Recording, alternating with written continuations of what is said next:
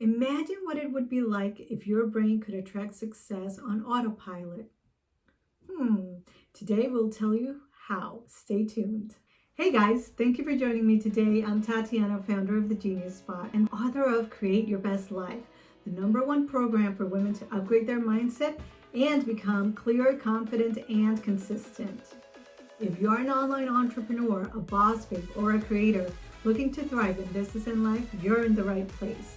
This video is part of an 8-day challenge to succeed and thrive in business and in life. I'm going to show you the exact steps you need to take to reach your goals with ease and a winning mindset. This is the 5th video in the series regarding how to succeed and thrive. Today, we'll focus on the 5th letter of the alphabet and the 5th step, which is the E factor. It's about expecting it to happen. How to prime your brain to attract success?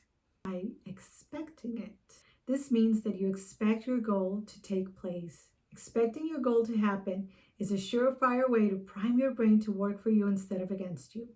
Let's take the 4-minute mile, for example.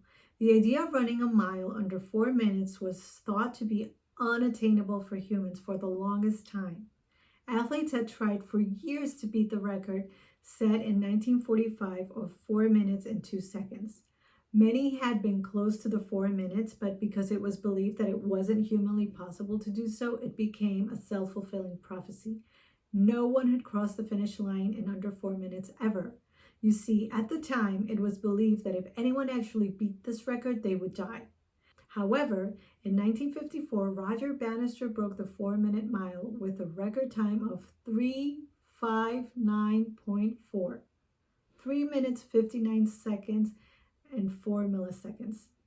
Here's what he had to say about it. I'm going to read this part. It says, "Doctors and scientists said that breaking the 4-minute mile was impossible, that one would die in the attempt. When I got up from the track after collapsing at the finish line, I figured I was dead."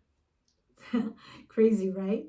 Interestingly, just 46 days after he broke this record, Landy, another runner, beat Bannister's record. Imagine that, just 46 days after that.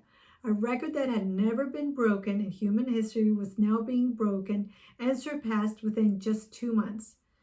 3 years later, Landy's record was broken yet again. However, by that time, many others had already reached the 4-minute mile mark, just not quite beaten Landy yet. To date, over 1,400 people have beaten the 4-minute mile, demonstrating that it is indeed humanly possible to beat the limits of what was once considered impossible. There's another story that blew my mind, but before I tell you about it, I want to thank you for being part of our community.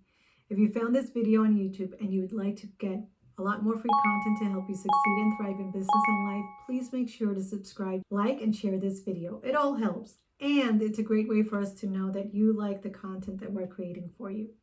And if you haven't already done so, make sure you join the Succeed and Thrive Challenge by signing up in the link below so you can get the videos, playbook, and my support with the daily emails during this challenge.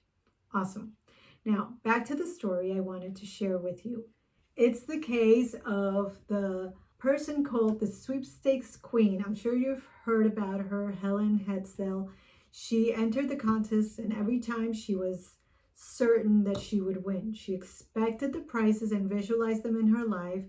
And then in doing this, she won money, prizes, sweepstakes, which included appliances, trips, concerts, even a house made just for her and her family with all expenses paid. As her family watched her, their belief system of what was possible also expanded. And they too started to join her in winning different prizes, which included bicycles, trips, cars, you name it. So when I first heard about this, my mind was blown. One thing is to have a lucky day, but to have a lifetime of a winning streak seemed to be impossible.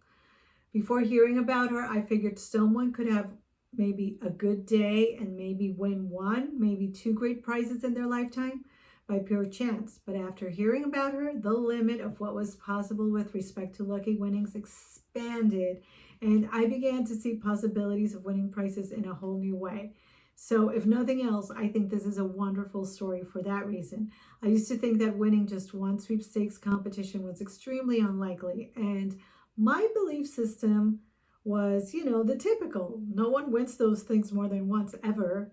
However, now I have a whole new perspective and I'm almost eager to begin having some fun with sweepstakes and things that I have in mind. So I always love hearing things that challenge my belief system. Anyway, in both cases, the story of the 4-minute mile and the case of the sweepstakes queen, the winners had a belief system, a wiring in their brain where they saw themselves winning. They expected to win, and sure enough, their expectations led them to win in unprecedented ways. Once they reached their impossible achievement, their expectation of what was possible expanded to new possibilities. So, expecting positive outcomes leads to an expansion of what's possible for ourselves and others.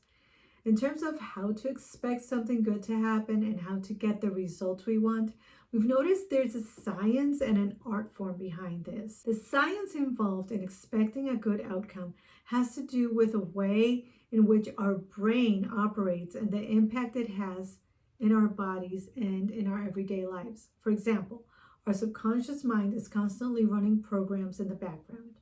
According to science, these programs are a result of our experiences and of the environment during the first years in our lives. If these programs are disempowering or outdated, they can prevent us from developing our full potential far more than anything we do consciously. So expecting a good outcome is also an art form because of how unique we are as humans and how complex we are. Our life paths, goals, dreams, and desires are not a one-size-fits-all solution. Paying close attention to our uniqueness allows us to create our lives and reach our goals in a way that is fulfilling to our soul and to our uniqueness.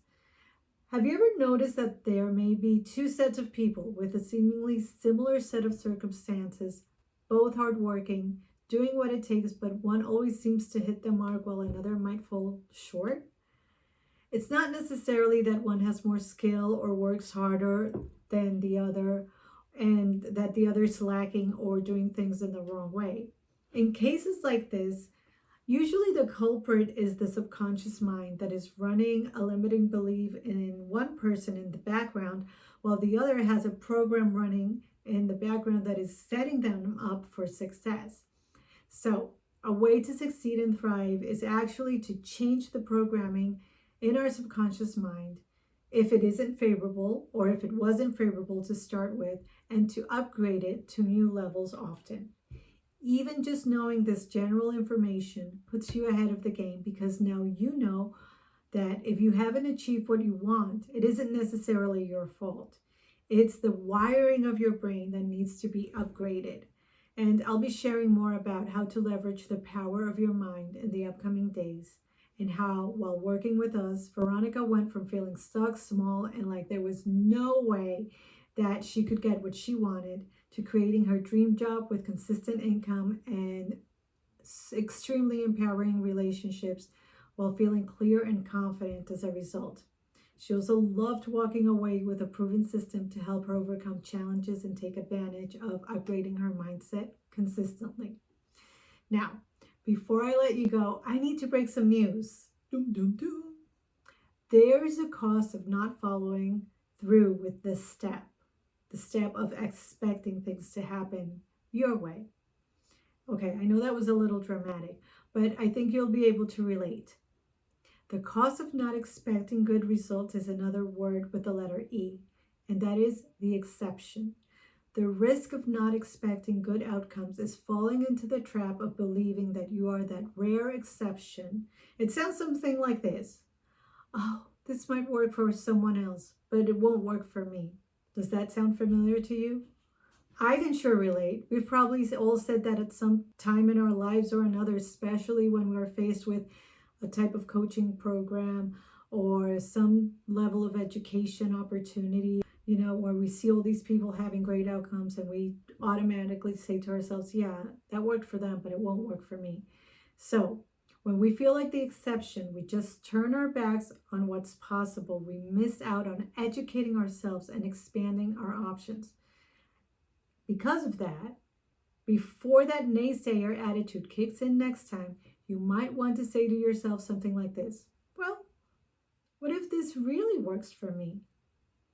And that leads us to the sixth step in the sixth letter of the alphabet, the F, in the success formula. Most people think it is an obvious step, but is it? Well, find out in the next video. See you then, and stay well, be blessed, and succeed and thrive.